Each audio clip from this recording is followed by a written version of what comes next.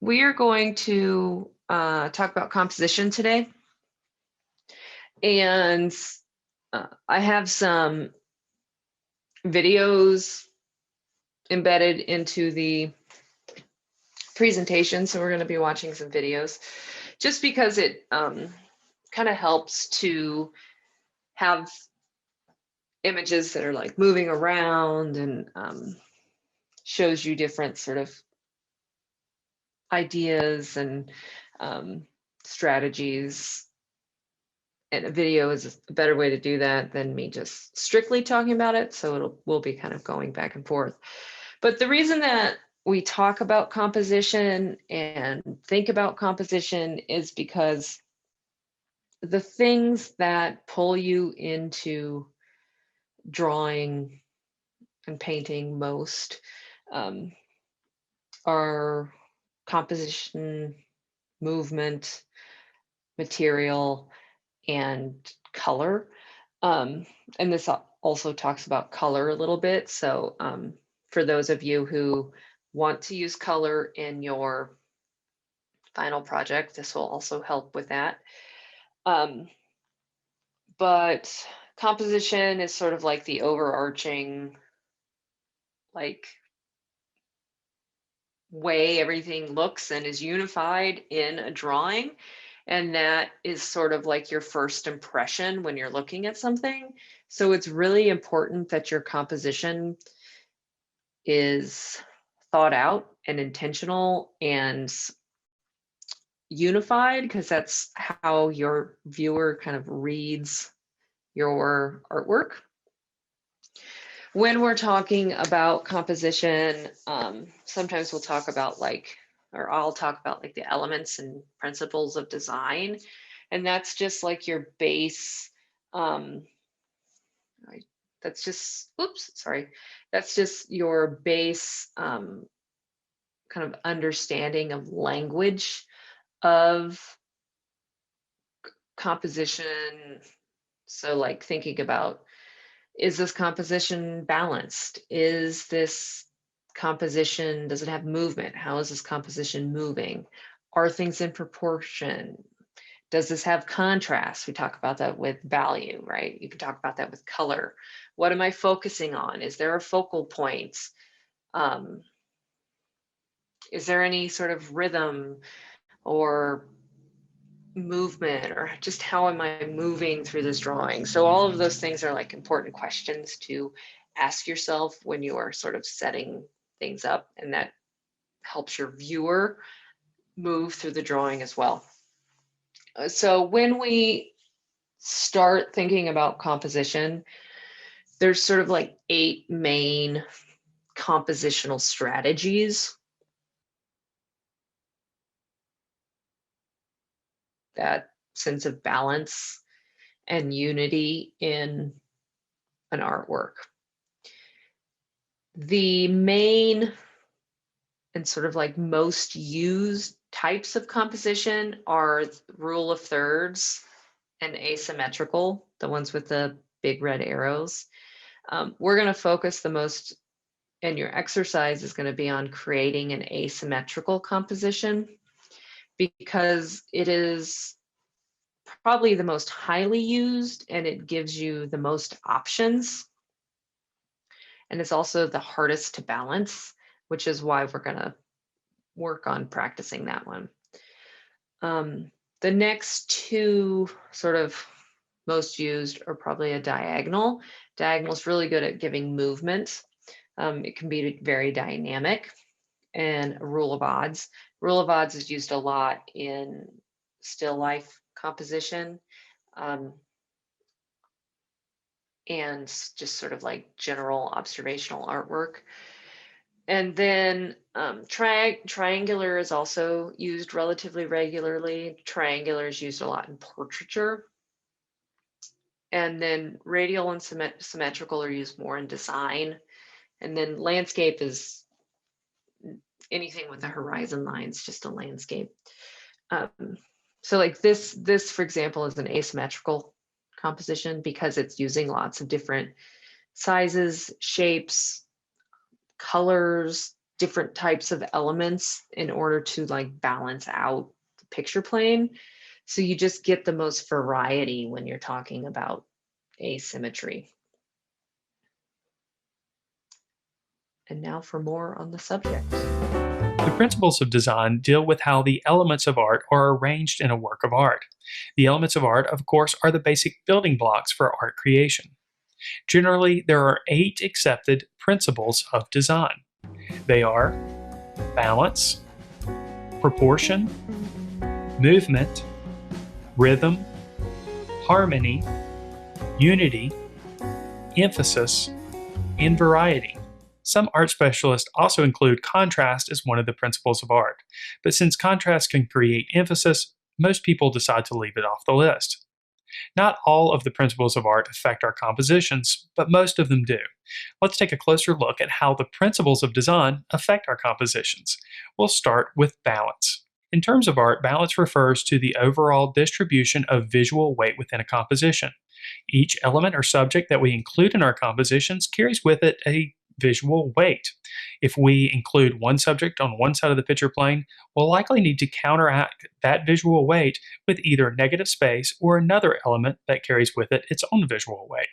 Therefore, we can create visually balanced compositions. We can compare visual balance to a teeter-totter or a seesaw. Imagine we have one large object or a person on one side of the seesaw. The seesaw won't be balanced. But if we add a couple of medium-sized objects or people to the other side of the seesaw, we achieve an equilibrium. The seesaw is now balanced. If a work of art is not balanced visually, it may feel heavy. For example, if we include too many visual elements close to the bottom of the picture plane, it will pull a viewer's eye to that location, and the overall composition may feel unsettling. Take a look at this image. In this case, we have several visual subjects at the bottom of the picture plane. At this point, it feels very heavy. But if we counteract this visual weight with an element or two at the top of the composition, then it becomes more balanced. We should also be aware of how our images are cropped, as this can also create added visual weight. For example, if we place objects too close to the edge of the picture plane, it can pull a viewer's eye and create unwanted attention. If we take a look at this image, notice how the bird is positioned too close to the edge of the picture plane. The edge of the branch at the top is also too close to the left side of the picture plane. In this image now, there is enough space provided on both sides of the picture plane to provide a bit of balance, resulting in a more successful composition. The next principle to consider is movement. Now, in terms of art, movement can refer to actual physical movement, as in the case where we might have a person running in a scene, but it can also refer to the way a viewer's eye moves through the piece of art that we've created. In most cases, we are drawn into artworks and guided to the focal point or the area of most importance, and then supporting elements within the scene guide our eye throughout the piece of artwork.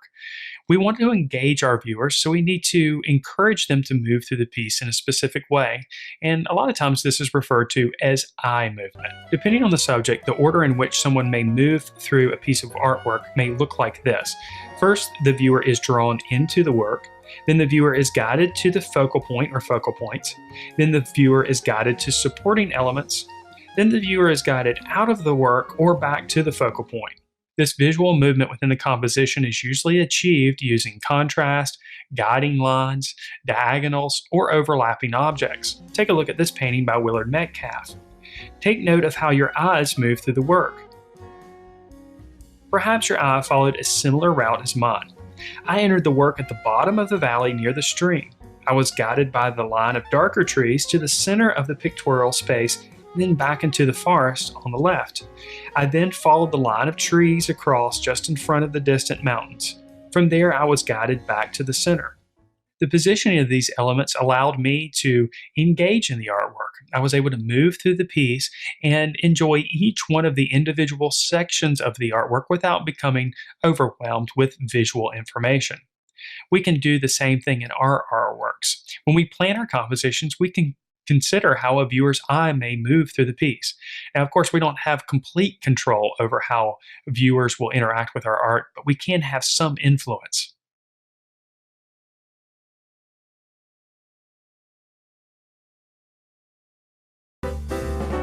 principles of design deal with how the elements of art are.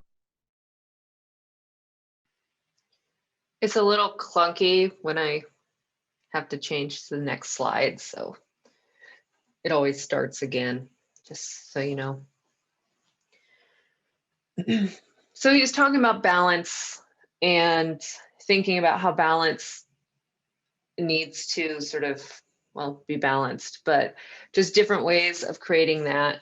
And the main ways are symmetrical balance, asymmetrical balance, which was the birds, right? And having the different number of birds. And then in order to balance them and evenly weight them, couldn't have them all towards the bottom. You had to have a couple at the top. So thinking about balance that way. Symmetrical is essentially like folding a paper in half, and the both halves are the same, right? So they're mirroring each other. Radial balance, there's essentially a central point and everything is radiating from that central point. So it gives us almost like a spinning sort of balance. These are just some more examples because symmetrical balance and asymmetrical balance are sort of the complete opposite, but they're the ones people get confused the most. But symmetrical balance is very, very rigid, and you're just folding and mirroring, whereas asymmetry, you're using different sizes and shapes in order to balance. So if you have like one big, you need two small. If you have a big clump, right, you need multiple smalls, or a lot of light values need two smaller dark values in order to balance it out. So it's all about sort of contrast. Asymmetrical has a lot to do with contrast. So this is radial balance. Radial balance is all about essentially rotating and thinking about the central point and then working from that central point to create a sense of movement. So it's more about movement than anything. Now, I feel like I missed one. Yeah, symmetrical balance. So this is Michael Lazarus. Michael Lazarus also teaches at PCC, but you can see that if I was to fold this painting in half, right, both sides are evenly matched. So it gives us a very equalized sense of balance. Everything feels very, very similar. And I'm basically just mirroring both sides. There are some slight differences, like the color is different on this side than this side, right? It's not totally exact, but there is enough symmetry on it that this would be considered symmetrical balance. Now, an asymmetrical balance, this is the one that you will be working on for your exercise because it has the most variation, but you're going to think about how you can use size, how you can use value in order to create movement and balance. So thinking about this image is using value, okay? Because this is a very light value, but it's very bright, so it's bringing us to the front. This is sort of a mid-tone value. It's keeping us in the middle. And then these are all very, very muted values. So those are pushing us to the back. It's also using relative scale because this is like the largest value, which brings us to the front, sort of the mid-sized value or mid-sized size, puts us in the middle, and then these are the smallest. But because this woman is both large and a very light and bright value, all of our attention, she becomes our focus, our focal point. All of our attention goes to her. And she, like, literally and figuratively takes up a lot of space in the room, right? Because we focus on her. And then since these two women are sort of close together, they kind of become a pair. The little white highlight, these things. I think those are like, that's part of her scarf. Oh, I'm talking about like on Um, the edge of the shadows. oh, okay, yeah. Um, these two kind of become a pair. So in order to balance out for this, all this sort of lightness and brightness and noise, the painter had to include this entire group of muted people in order to balance out for all of that activity. So it took a whole crowd, right, to balance out for two people. Asymmetry. Um, this drawing, there's this huge rock, right? This huge rock and tree are kind of on this side.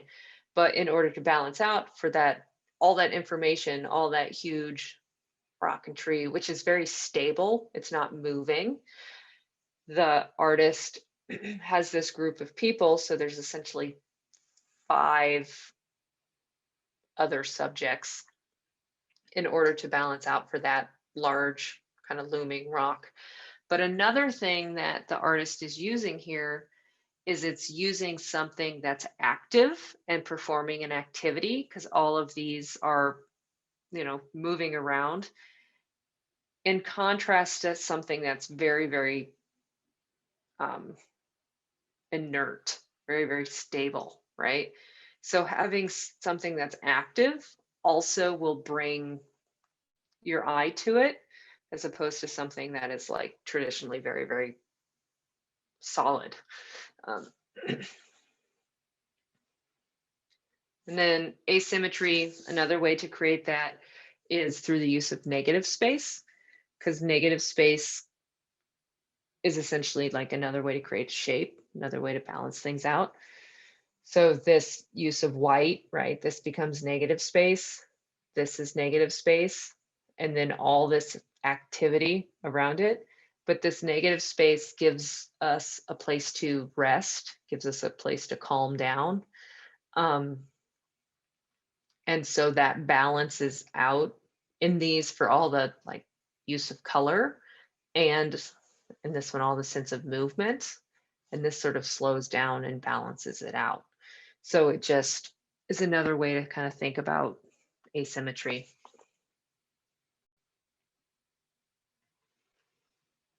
So just to reiterate, right? Symmetrical, asymmetrical, radial.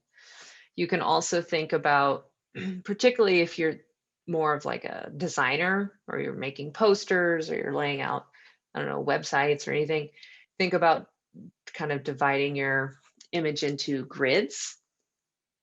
And that can really help you to kind of like break down your planes and compose an image into that sort of structure. It's a much more structured way to lay something out, but it still will help you to balance things, particularly asymmetrically. All right. So rule of thirds, rule of odds, and diagonals. Now, the rule of thirds is used a lot, particularly in landscape photography, or a lot in photography. And basically the rule of thirds, the activity of the image is on the first third, and the second third of a painting. Basically what you're doing in the rule of thirds, instead of like putting the focal point right in the center, which is really bad composition, you're just shifting it either to the left or to the right. That's the rule. Just shift it over a little bit, or shift it up or down a little bit. So you can see here, right?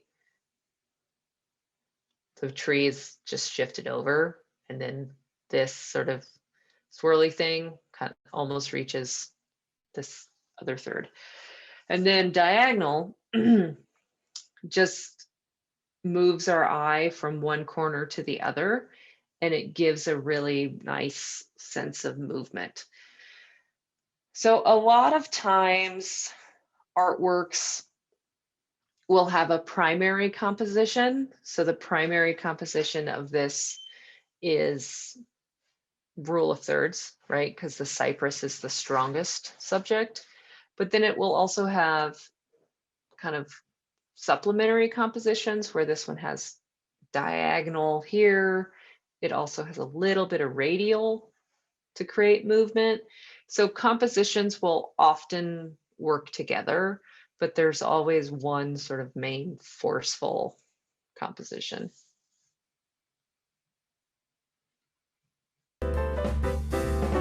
The rule of thirds is another compositional strategy that we can take with our artworks. Now, the rule of thirds is based on a mathematical theory called the golden mean or the golden principle.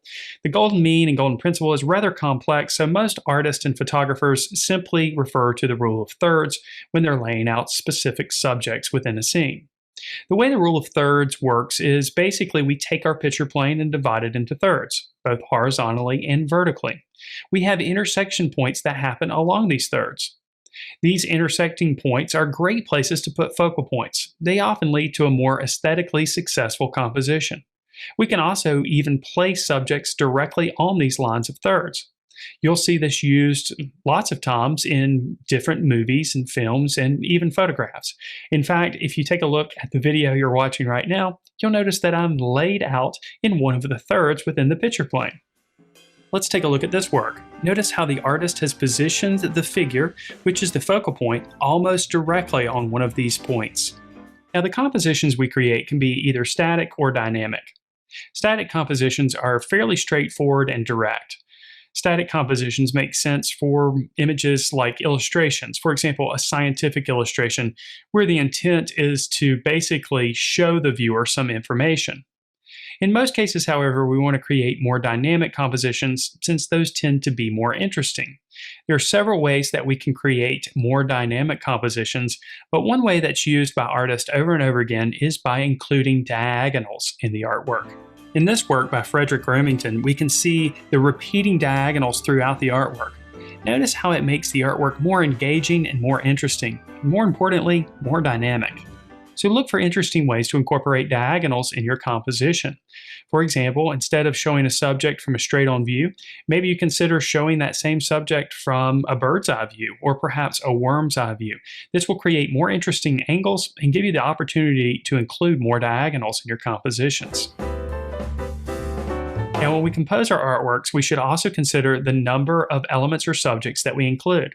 The human mind finds balance in odd numbers, more specifically the number 3. This means that including 3 objects is the optimal number of objects to include to find balance and create a more successful composition. This doesn't mean that you have to use 3 objects by any means. You're welcome to use more or less. It just means that if you're using more than 3, it's better to use 5 than 4, and it's better to use 7 than 6. For whatever reason, if we have 2 objects within the scene, it tends to make a sort of competition between the 2 objects, and it's hard for our minds to determine which one of the 2 objects is the focal point.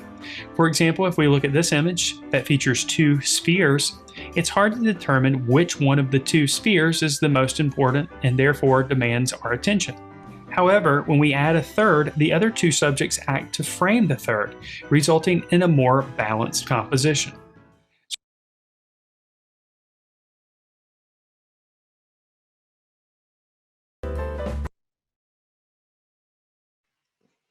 So this is the golden mean.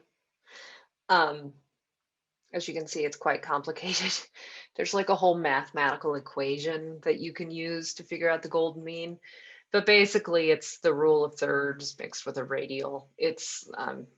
But it's like 3 point. I mean, there's like a whole math thing that you can do if you're interested in it. We're not gonna get into it, but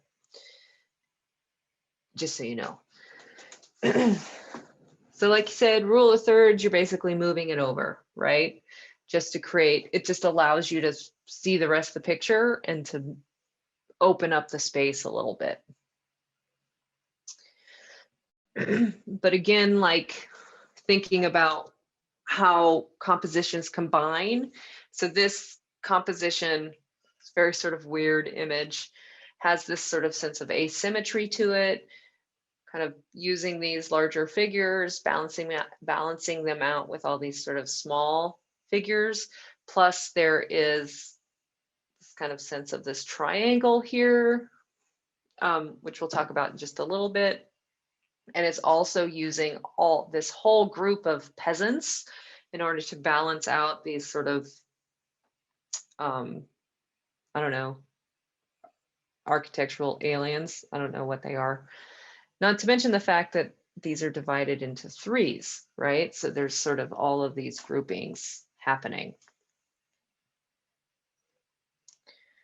When we talk about the rule of odds, what we're essentially talking about is grouping.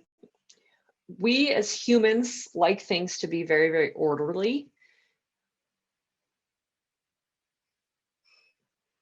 You're correct, Mira. Yeah, it often, so Mira, religious iconography has static compositions, and it also has triangular compositions, which we'll talk about in just a second.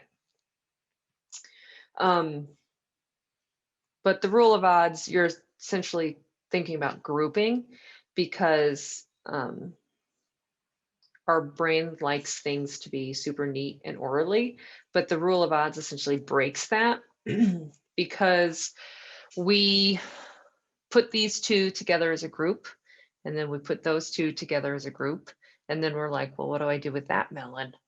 And so then our mind will like flip it, and we'll put those two together as a group, and those two together as a group, and then we're like, what about the pickle? And so then we are constantly grouping and regrouping, trying to make sense of it.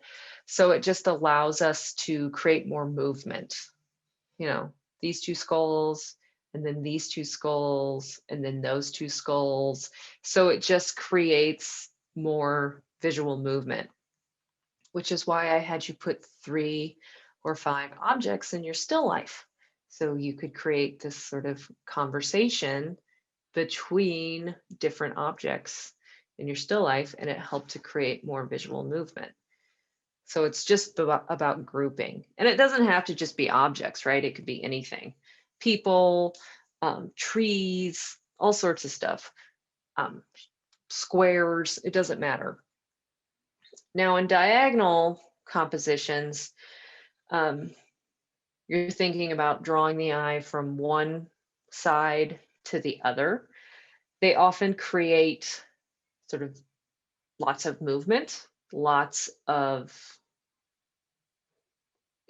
movement.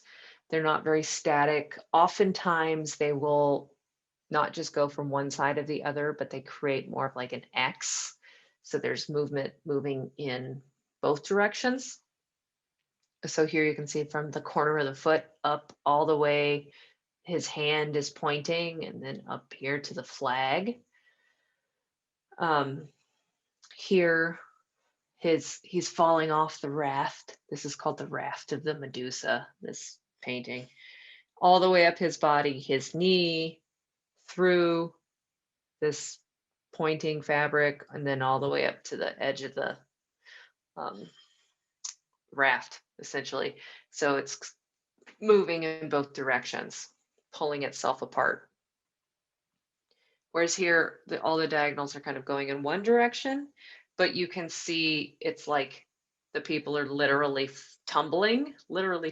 So it's giving us that sense of falling as the diagonals are moving. So the composition, right, is helping to tell the story. So the composition is really important.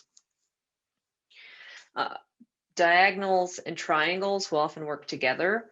So the triangles here are sort of setting up a space, right? So they're essentially diagonals moving in different directions to help to set up the division of space. So triangles Triangulars are really static compositions. They're very, very stable. They are used a lot in religious iconography images, but essentially the main elements are rooted at the vertices of the triangle, and those are generally your main subjects or your like main characters if you're setting up a story. And it also gives a sense of hierarchy because generally you would put like the most important at the top, and then these would be like the supporting characters. If you're into Star Wars, every Star Wars poster ever uses a triangular composition because there's like that, sort of like religious dynamic to Star Wars. But you can also sort of invert the triangle, and triangles can be flat like this, right?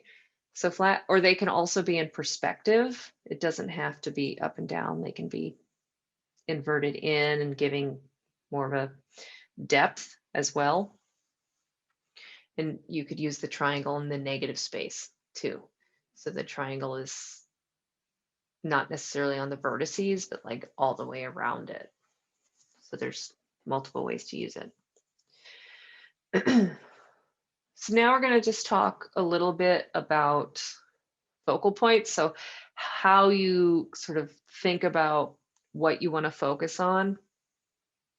So your focal point is just like the main event of your image, right? How you focus on something, how you draw your viewer to your focal point, and how you draw your viewer to your focal point is you use something that's called a guiding line, and a guiding line is just basically you're thinking about how you want to draw your viewer through your image. So do you want them to start at the focal point and move up? Do you want them to start at the focal point and move in a radial manner? Do you want them to move diagonally? Do you want them to move from two focal points? So how do you want them to move through the image?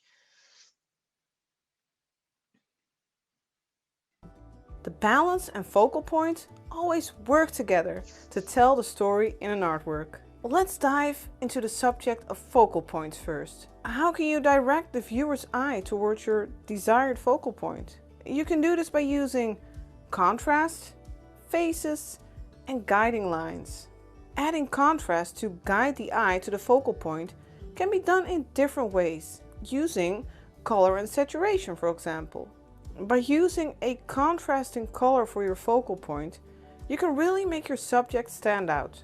But you could also add contrast by giving the focal point a more saturated color than the surrounding elements. Take this image by Nathan Fawkes, for instance. You can see how he made use of cool and warm colors to guide the eye. The warm colors of the building at the top of the hill and the warm colors behind Puss in Boots will attract the viewer's eye because they are contrasting against the cool colors of the surroundings. Or what do you think of this painting? The red clearly pops out. It helps that red is the complementary color of green. The dome is also standing out because of the shape. The round shape of the dome contrasts against the more angular shape surrounding it. Using shape is another way to let your focal point stand out. You just saw that a round shape in the middle of angular shapes will attract attention. You can also clearly see that in this image by Ross Tran. Your eye immediately gets drawn to the lady because of her round umbrella amongst all those angular shapes. Another way to let your focal point attract the attention of your viewer is by using values. With values we mean how dark or light an element is. By giving the focal point a different range of values, you can make it stand out against the other elements in your artwork. In this image by Bobby Chu, you can see how he made use of contrast. The eyes of the monster create a spotlight on the little boy, making the focal area lighter than the surroundings. The viewer's eye will go to the boy and monster looking at him, and will be guided towards the demon lady on the back of the monster next.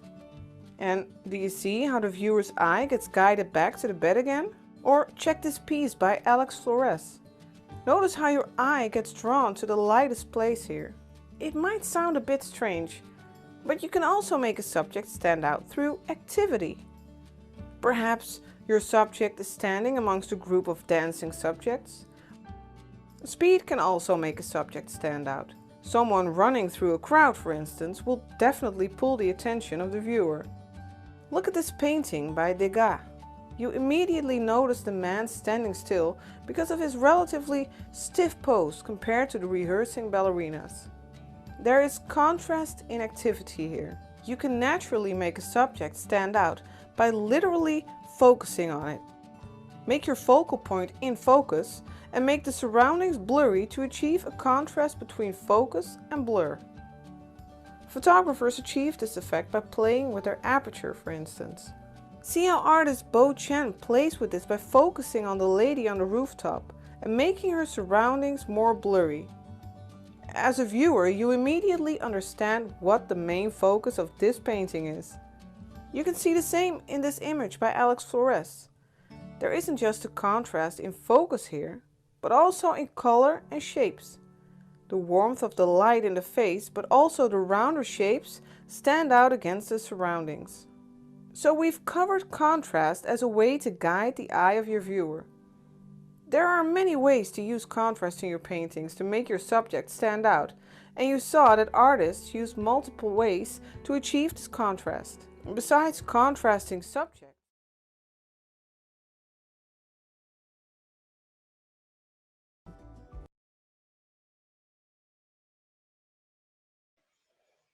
So just some hints.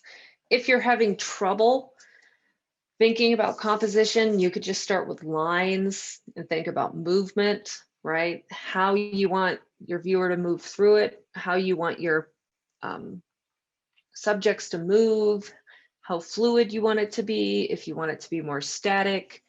So even if you just draw thumbnails of the movement, draw thumbnails of the lines, right, without any objects, and then start imposing your objects on it. Also, letters make great compositions because typography is already designed. It already has movement, it already has balance. So those are also good places to start if you're having trouble sort of thinking about composition, because composition is one of the hardest things to do in art. And so using tricks like this, it gives you kind of like a grounding that you can then build off of. Now, just thinking more about leader lines, thinking about them starting from your focal point.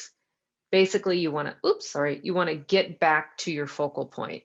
So how are you going to, this is using the railing, drawing the eye back to the people, and then connecting them to this sort of weird little tree boat. I don't know what it is, but then using the river to draw us back down. So it's creating a sense of movements throughout the painting. If it was just the screaming person, you all know this painting. If it was just the screaming person without all the other stuff, you wouldn't, right? Because it wouldn't be as strong as a painting. It wouldn't have lived for all eternity for all of us to connect with. But it just creates movement, creates emphasis on something. Another thing that you can think about with leader lines is using your main subject, using your main focal point, and what they are looking at creates the leader line, because we're going to connect with this main subject, and then their gaze, right, tells us what else to look at. So the fact that their eyes are cast down, right, to these other two subjects, it kind of creates like a closed loop between those characters, I guess, and it lets us know that that is how we are supposed to move through the image.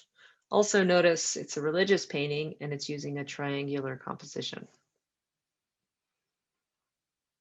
again, creating movement through this sort of sense of rhythm, right? And how these sort of spirals kind of move us through, they move us across the page.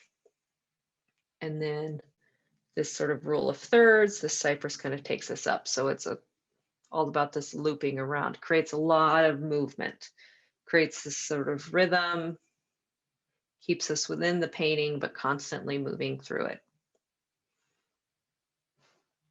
And then again, here's a more radial approach. So this is a much more radial composition because everything is radiating from this central point, but it's kind of like a radiating triangle. But again, has to do with their eyes. Their eyes are leading us to the focal point. So we know what to look at because it's what they are looking at. Yeah, this painting is super weird. But I kind of love it too.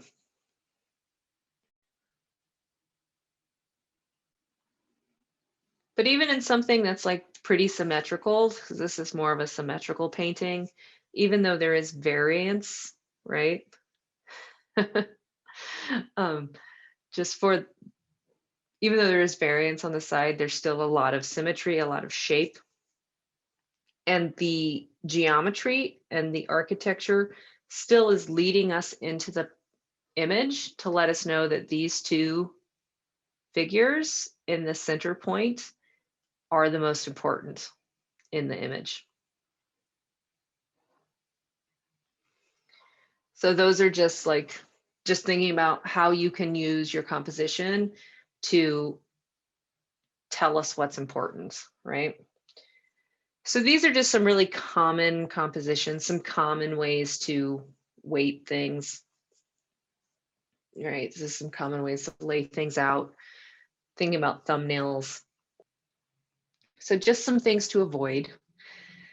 Don't place your subject directly in the center. Move it to the left or the right. Man, I'm losing people like crazy. Unless